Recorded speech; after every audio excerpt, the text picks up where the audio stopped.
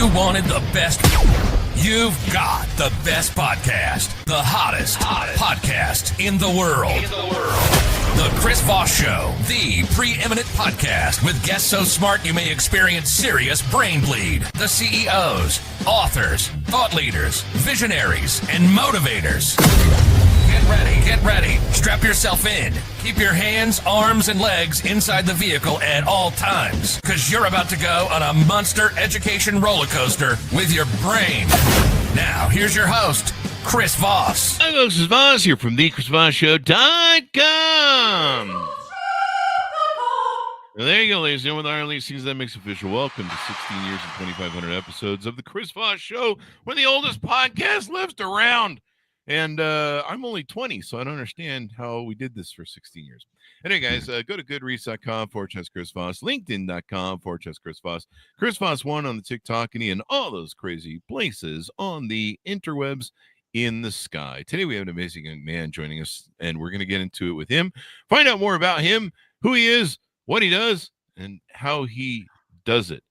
Henry Yoshida is the co-founder and CEO of Rocket Dollar, a fintech company transforming how individuals invest their retirement savings. Retirement? What? You're supposed to save for that? I'm not a millennial. Anyway, with Rocket Dollar, savers can diversify beyond Wall Street into alternative assets such as real estate, startups, private equity, and cryptocurrency, all within tax-advantaged retirement accounts. Welcome to the show, Henry. How are you? Thank you very much, Chris. I'm doing great. Thanks for having me. There you go. I'm going to do my impression of Gen Z. What's retirement? No, I'm just kidding. So, Henry, give us your .coms. Where can people find you on the interwebs? Sir, we are at rocketdollar.com, or you can find more information. Our parent company, it's pretty apropos. Our parent company is retired.com. But to find us directly, we're at rocketdollar.com. So ROCKET dollar, DOLLAR.com. And then I'm pretty active on LinkedIn as well, so a lot of people message me there too. I have Rocket Dollar anytime I meet a new gal and start taking her out. The dollars just rocket out of my pocket. So I don't know what that is. So it's expensive to date these days, folks. Anyway, give us a 30,000 overview. What you guys do there at Rocket Dollar? Well, you describe Rocket Dollars as one way. When we started the company, it was actually a name that my daughter had created. So at the time, she was 7 years old, just turned 15. So as of today, if you live in the Central Texas area, I just slapped one of those student driver stickers on the car. So just fair warning, new driver out on the road. So be forewarned if you're in Central Texas. But at a high level, Rocket Dollar is a company. So as you mentioned, we're a fintech platform. Specifically, we're an IRA platform, so people can go online, they can open an IRA on our website at rocketdollar.com in 7 steps. It takes about 2 minutes, so no different than opening any type of IRA account at another provider. But once you have the account open, people can actually invest in stocks, bonds, in mutual funds. They can go beyond that. So that's the name Rocket. So the idea with a rocket is you can go somewhere that you can't go with a car or an airplane or just by walking somewhere. So our accounts go beyond stocks, bonds, mutual funds, and allow our customers to use IRA accounts to purchase things like real estate, cryptocurrency, private equity. They can invest in a startup technology company directly using their IRA and 401k dollars. That's what we do. There you go. So I know that there's a lot. I was joking about the millennials and the Gen Zers earlier, but and I think Gen Xers kind of have a similar problem of not probably having enough retirement planning and saving saved up. How much do you need to save for retirement if you're in one of those 3 groups of age groups?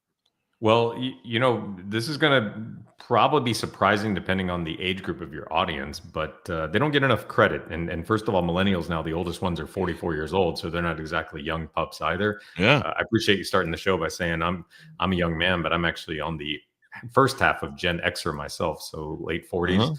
I'm getting close to 50 years old myself. But studies have actually shown that Gen Z and the younger half of millennials, so I divide generations in half, are actually on a better track than we might be as Gen Xers and older. So people don't know that, but they're just more aware. I think there's more information. But to answer your question specifically, there was a recent study, and it was done by the large insurance company based in Columbus, Ohio, nationwide. And this is really important because they did the study in 2015 to 2017 first.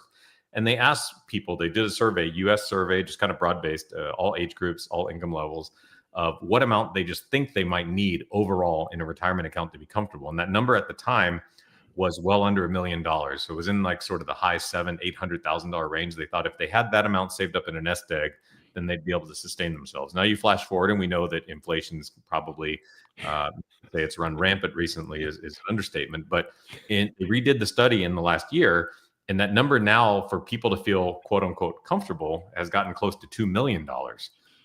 Which, as you can imagine, is a number that the vast majority of Americans fall well short of. So it doesn't mean you give up. It just means that that's the number that people think they need to be comfortable. To be fair, depending on how you live your life, you could live on more, you could live on much less. Oh, really? And yeah. Yeah. I know that Congress. So is there an acceptable, agreed upon, average figure that people should have? Like, I mean, especially after these tariffs, we're paying, sometimes 20 to 30% more. I'm going to need coffee in retirement, and the coffee's getting out of control. It seems like you're going to need more for retirement, and then Right. healthcare, I guess, is going to go through the roof, especially if you're on the exchange. If you're an entrepreneur like me, you're on the exchange of Obamacare. And I mean, you don't save much if you make so much money, but you still, anytime I try and go get private insurance, they're like, well, we want a physical and you can't have prior conditions. And I'm like, I've got brain bleed from the show, and they don't accept that. But is there a figure that people have accepted that, is a good, I don't know, healthy average? I think that rather than trying to focus on a figure, because again, that's very, very, personal to individuals and how they live their life. I mean, I know broke doctors and lawyers, right? But I know millionaire teachers and janitors as well. So it just depends. They just choose to live their life differently. So I think I'd answer your question by saying that I wouldn't say it's an absolute number, but it's just maybe a decision to be consistent in terms of savings. So I think people in your audience might know that I might sort of give the advice of saying that, look, to get to where you want to be in retirement, it's a journey, and it's not just this one specific destination. It's not a specific dollar amount, because it's very personal to you and how you choose to live your life and how much you need to spend, and maybe some circumstances that are somewhat out of your control. But what you can control is your behavior. So I think a rule of thumb might be to get in the habit of putting away some portion of every dollar that you earn, whether you earn $50,000 a year or $500,000 a year, you put away some portion of it. And then over time that accumulates if you put it into investment accounts or tax advantaged accounts like we offer at Rocket Dollar in the form of IRAs, and you'll be somewhere in a position to have a nest egg. Now, that number on the survey of 2 million, that was just to be comfortable. That doesn't necessarily mean that people need that number. It may be just fine with drawing an income stream off of half of that or even less than that. Or depending on someone who's got a very high cost lifestyle, they might need much, much more than that. I mean, I just read that there was a former NFL football player who just declared bankruptcy, and he'd made over $100 million. So it seems like every few years you see that, but Antonio Brown just declared bankruptcy. And oh, really? He did? After his career? Wow. Well, some of the problems they have over there in the NFL is they have a lot of kids they got to take care of. I remember there was one NFL guy. I remember he had like 10 kids, lots of child support, and my baby mamas, and that's quite the thing to have after you've gotten out of the NFL. Exactly. Right. During that time, it's kind of good, maybe. Well, and that's also a career where you have to retire notoriously early. Right? Oh yeah, you don't play football into your 50s unless you're Tom Brady. Unless you're Tom Brady. Yeah. And what are some top features or retirement programs, the IRAs or 401ks? I know there's been some adjustment recently with the Trump administration, the big beautiful bill, and and some of the things I think you mentioned pre-show in August, some changes. I don't know. Is it true that you can now invest your retirement savings in a meme coin? You can if you choose to. Now, at the end of the day, you're kind of allowed to invest in really anything that's a bona fide investment using your retirement dollars. I think the limitation comes on finding a platform that would actually allow you to use that account type. So the account type is the IRA. So it's not that Army in Ireland. The IRA in the United States stands for individual retirement account. So It's tied to an individual. Everyone in America is eligible to open one and fund it. And when you put money inside of these accounts, the money that you put in is able to grow without you owing taxes until you're in retirement age. So in America, they define that as 59 and a half or older. So this is a big difference. So let me kind of just explain with an example. Let's just say that you start not necessarily early, and this is a credit. So I mentioned this earlier, but the Gen Zs, they actually start opening these types of accounts in their 20s. And you know, someone like my daughter just turned 15. She has a Roth IRA, and she's 15. And I was just thinking got more retirement than I do. I don't even know what I was thinking about at 15, but it wasn't anything definitely that complex. But let's just use an example of someone who starts at 30 and they decide to just put money into an investment account, regular taxable account. And then you got another person who does the same thing, same amount of money starting at the same age at 30, but they put it into an IRA. The difference, the person who puts it in the taxable account actually has to pay taxes on that account on a yearly basis. So depending on what they do, what happens in that account, if it's a mutual fund kicking off dividends, they have to add that to their income. So dollar for dollar, the money you put in, depending on your tax rate, you'd have 30% more per year or 20% more, depending on, you know, how much you actually owe in absolute terms. And as you can imagine, over the course of the age of 30 to 60, that makes a huge difference, right? The person who didn't have to pay taxes for 30 years is going to keep it all reinvesting in the account. I mean, we're talking like a 30% difference in terms of size, maybe 50% difference in the overall account size.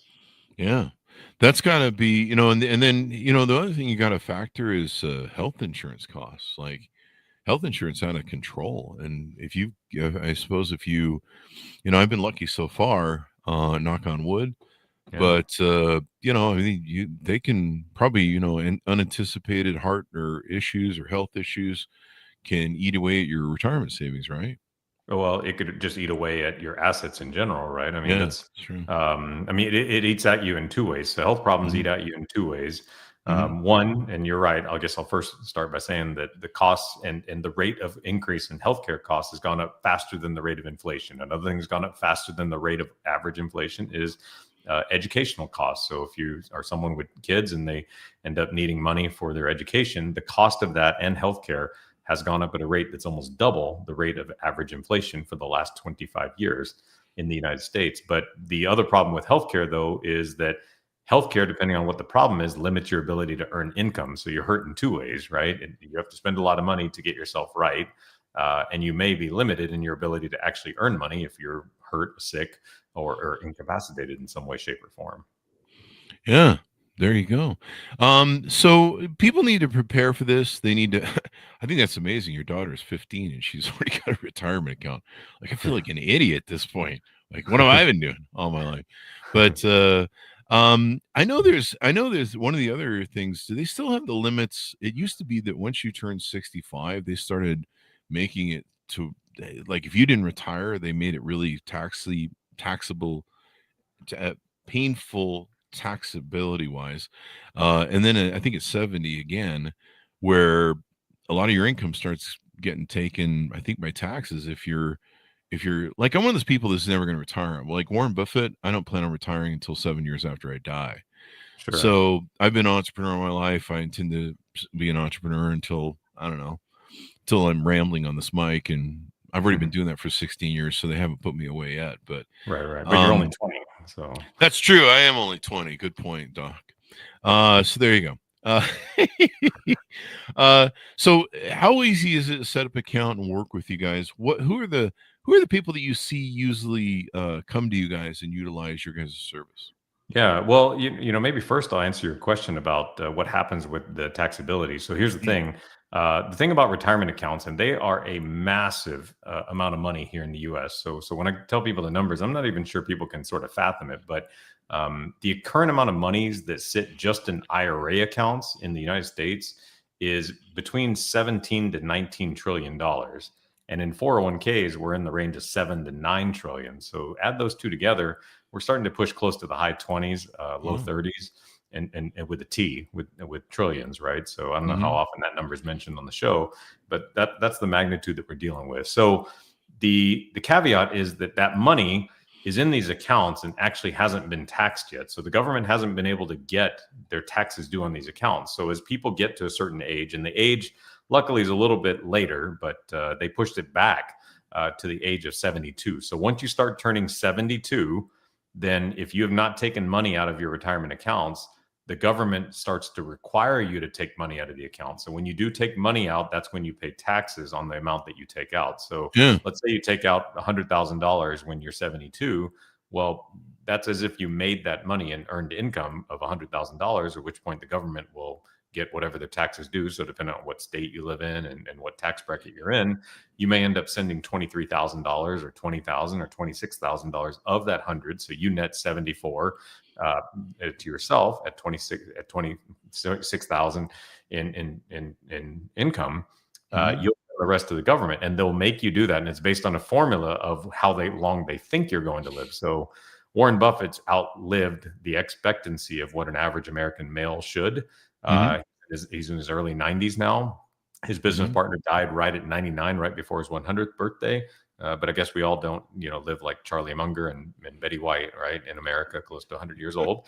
But what they start doing is they make you every year take a certain amount out, and that amount gets higher and higher as you get closer to the average life expectancy in the US in the low 80s, in the high 70s. So that's the rule that you were talking about, where they are starting to make you take money out.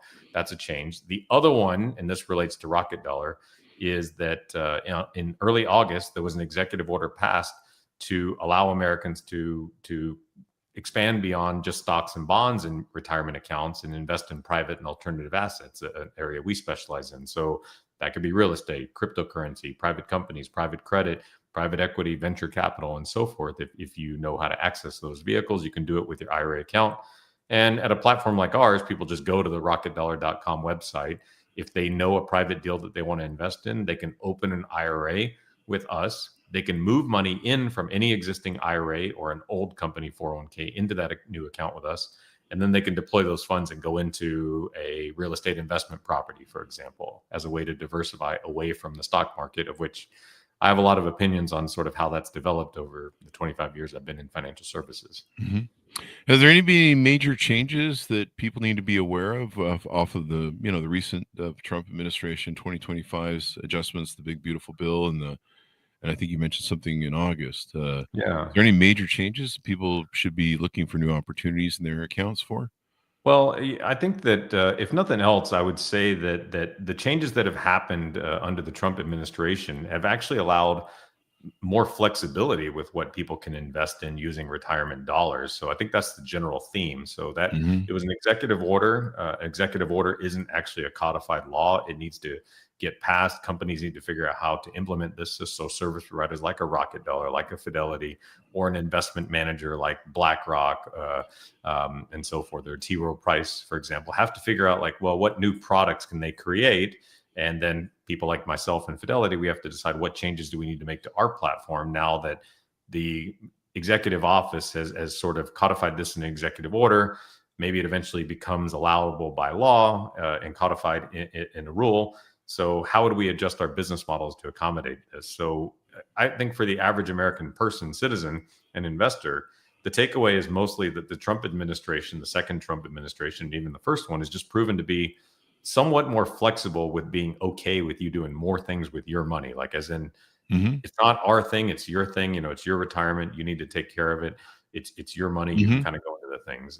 That I would say that's just the overarching theme more than anything else, not as opposed to just one specific rule. Okay. Yeah, I know they were talking about maybe, doing more stuff with, cryptocurrencies and stuff, but it sounds like maybe there's already plenty of stuff where you can look for that and things. So when they hire you, are they hiring you to manage their money? Are there different levels or accounts? I noticed there's the Rocket Dollar IRA, the solo 401k, and alternative investing. Yeah. You want to run us through those? We've chosen to be just the platform. So people open their IRA with us. We've chosen not to be in the investment management business. So we don't have investments that we sell or that we recommend to folks. So what we found is that there's a lot of people in America that kind of have a non-stock market type of deal that they're interested in. The limitation is that the bulk of the monies they have set aside to do any investment deal just happen to sit in these IRAs and 401ks. So we decided it was a better business model for us in 2018 when we started in Austin, Texas, to be just a platform and not to be a recommender. So that way we kind of stay in this zone where we have no incentive. We have no reason. We're not trying to sell you anything. As a matter of fact, you've already found this real estate deal you want to do, or this private company you want to invest in. You just need us to help you access the tax advantage dollars that you have in an IRA at a provider like Fidelity, who wants you to only invest, or will only allow you to invest in stocks, bonds, and mutual funds. Mm-hmm. Move that money to our account, and then you can deploy it into that private deal that you've already vetted on your own. Ah, now if I have a retirement account with someone else and I want to move it to you guys, is that possible? Is that are there penalties if I do that? So no, if it's a like kind account, you can do that. So okay. there's no penalties. The penalty would be if you decide to take it out and go buy a new boat with it, for example. Yeah, Right? or Just to go hookers from and blow in Vegas, that's that could be that too. So but I like Don't to do think that, folks, though in your that retirement money. maybe cash on hand, less so on a credit card, less paper trail. The I better. put my retirement in Vegas on black. Spun the roulette wheel. And, Well, Chris, today though, a lot of people think that with a long run up in the stock market and just a lot of uncertainty on a global macroeconomic level, right, with interest rates, that depending on who you are, you might think that the stock market itself is a risky place to put your money. I mean, at the end of the day, it's probably less tangible than it was like a generation ago, which is less tangible than it was 2 generations ago. And wow. I say that by saying that back in the day, right, owning stock used to be communicated as you're an owner, like you're a part owner in this company. You have a piece of paper that says you own a part of Coca-Cola or a part of Johnson & Johnson. But I think today, just with technology, the speed of being able to trade in and out at a minimum of $1, no one really has any loyalties to any companies, right? I mean, they'll buy and share sell and share a share of Tesla, but they have no loyalty. They just want to see if they can catch like a quick bump in the stock because they can sell it instantly on their mobile phone just as quickly as they bought it nowadays. And sometimes that can bite you. I've done those day trading things during the .com era. I did a lot of day trading. Yeah. So, you can make 50 grand in like 20 minutes and then you can lose the 50 grand the next day in 10. Yeah, that's right. And that's why people come to us. So I think in a sense, like Rocket Dollar, depending on what you do, for people that come to us, in the largest asset class that people invest in using our accounts. So we have a little over $12 billion of customer money. We have customers in all 50 states, all over the country. The largest asset class by dollar amount and by number of people who do the investment is real estate. And I think the reason why is because real estate is a tangible thing, right? If you buy an investment property on the other side of town from you, you can actually go drive by and see that property. But if you were to buy like a share of stock right now, you don't really participate. You don't just call the CEO and ask how things are going and say, look, you have to tell me what you think and how the business is going because I'm an owner of the company. I'm your boss in a way. I don't think they think that way anymore. It's very, intangible and removed from that connection, unlike real estate, at which point you can see it, touch it, feel it, walk in it, step on it, and so forth. And people like that now with their monies as an investment. Yeah. Get those investments down and everything else. How much do they need to start when they open an account with you guys?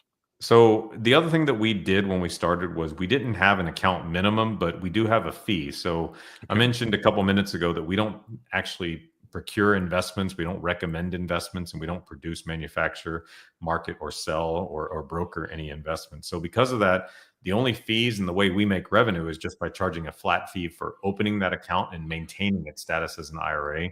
So rather than having an account minimum, we charge a $300 to $500 or $300 to $600 setup fee to open the account, and then just an ongoing monthly fee to keep it maintained. And we kind of maintain that tax advantage status for you, regardless of whether you open an account with us for $5,000. Probably doesn't make sense if it's $300 to open it. But we have customers that have our average customer has roughly $75,000 to $100,000 in their account with us. But we have customers that go all the way up to the 8-figure amounts in their account.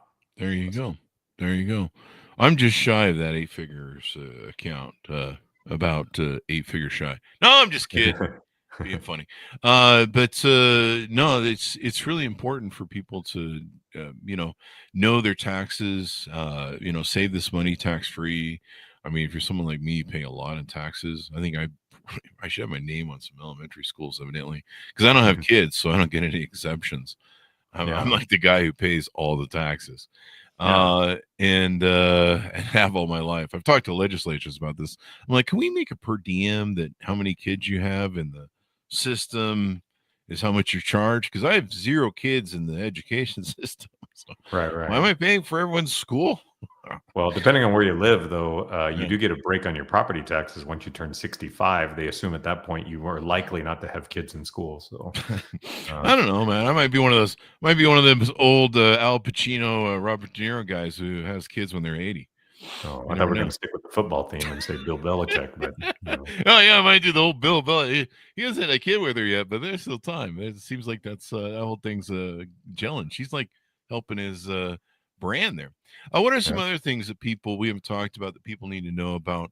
Retirement accounts and planning and getting the best bang for their buck and avoiding taxes with IRAs and stuff. Well, so I've been in the financial services business for a long, long time. I've given talks about retirement planning and how to save for retirement to over 400,000 people across my career, and the businesses that I've started, sold, and the consulting that I've done at Merrill Lynch, my consulting business, my 2 technology companies. The current one is Rocket Dollar. But if I were to distill this down for just very actionable advice to folks, it's really just to one, if you haven't started with the retirement savings, to just get one of these accounts open, an IRA, and look more at where you put your money in terms of the type of account, not like what you invest in. So I use the term asset location is actually more important than asset selection. So you deciding between one stock or another stock, or one mutual fund and another mutual fund, is actually not as relevant to you as making the decision of having investment money in a tax advantaged account versus a fully taxable account. Because dollar for dollar, if you make the same investment and you put it into a tax advantaged account, you're going to make an extra 20 to 30% per year because you're not paying current taxes on that money and it's allowed to grow. So that's number one. Number two, if you haven't started, it's just to start with as little as you can and just get a nest egg rolling. That's the main thing. It's like a muscle, right? If you decide that you may be short of this number that makes you feel comfortable, and according to a U.S. survey recently, it's $2 million. That's a large number, right? If you know that, hey, at my age, I'm never going to get to $2 million. Well, the thing is that doesn't mean you just throw up your hands and don't even start the race. Like, it means that you probably get started right now and see how much progression you can make towards the number that makes you comfortable. And the way you get started is just by doing something, anything, right? That's the thing. And once you get going, you'll kind of find that once you see that there's some money's accumulating, you kind of get a little momentum and you get motivated. So I'd probably say it's just like someone who's trying to lose 20 pounds here in the last 90 days of the year before the holidays, and they see their family, right? Yeah. Saying you want to lose 20 pounds is difficult. But if you were to just get started, go to the gym a few times, watch what you eat for a couple of weeks, and then you weigh yourself and realize you're down 5, and all of a sudden you're getting a little bit motivated. In other words, like going from losing 5 to 10 is easier than going from losing 0 to 5. And just like, investing, going from 0 to 5,000 is harder than going from 5 to 50,000. Once you get to 50,000, it's easier to get to 100,000 than it was for you to go from 5 to 50, and so forth. There you go. You got to get started somewhere, and you got to get putting away the bucks and all that good stuff. So It says that they can be set up with you guys in about 5 minutes. Looks like it's pretty easy to sign up there. I did do the timing. I always use 2 minutes and 46 seconds, right? I'm the guy that started the company. So I was there, designed a lot of the early stuff. The average is 2 minutes and 46 seconds. And really the information you need is just the stuff you have on hand and that right? Your name, your legal name, your address, your social security number, all the information that you would expect to need to open an investment or bank account in the United States. So if you're on the 5-minute side, it's just because maybe you were a little slow. That information.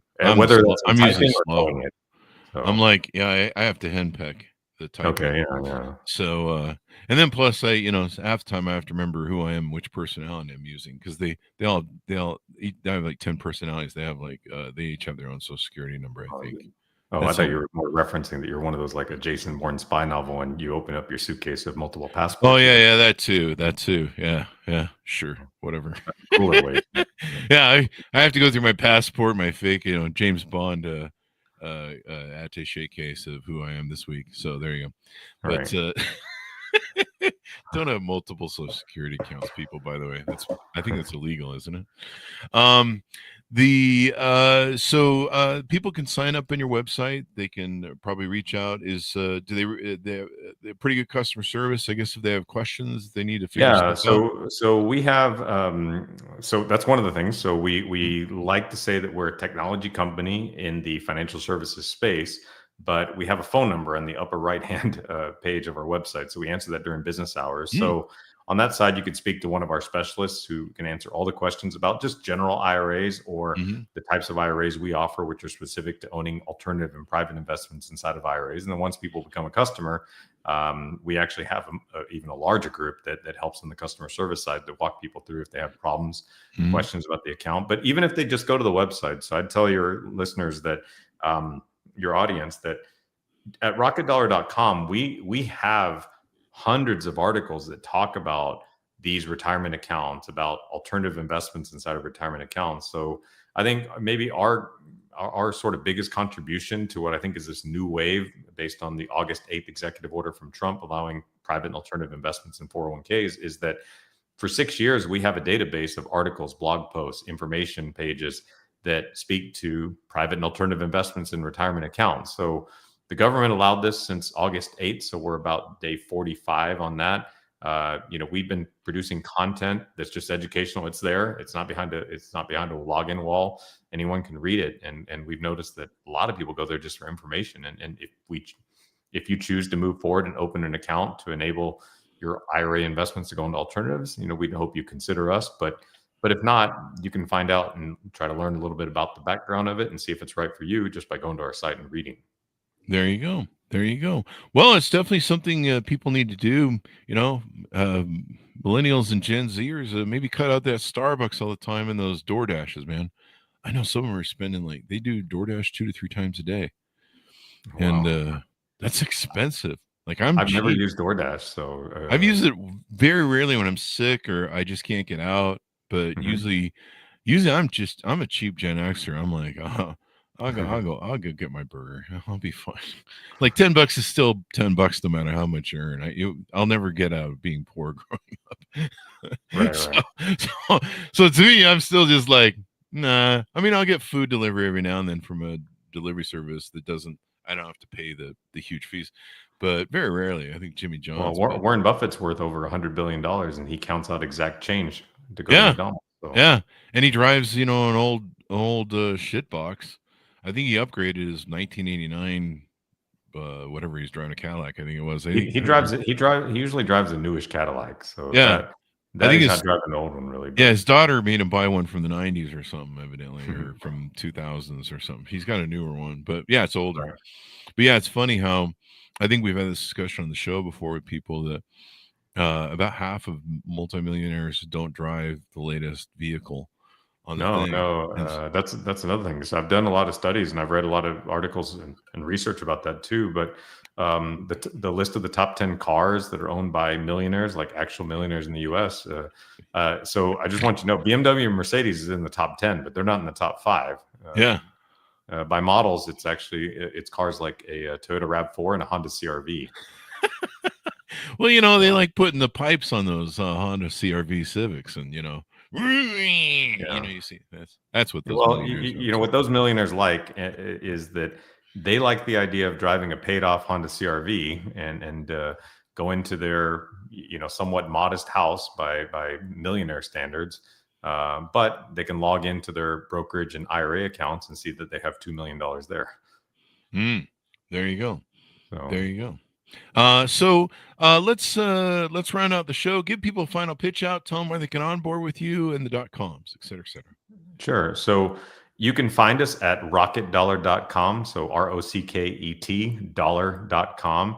I mentioned earlier that we do have a phone number. So that's 855-ROCKET-D. So that's 855-762-5383. We have people that answer the phone during business hours across all 4 United States time zones.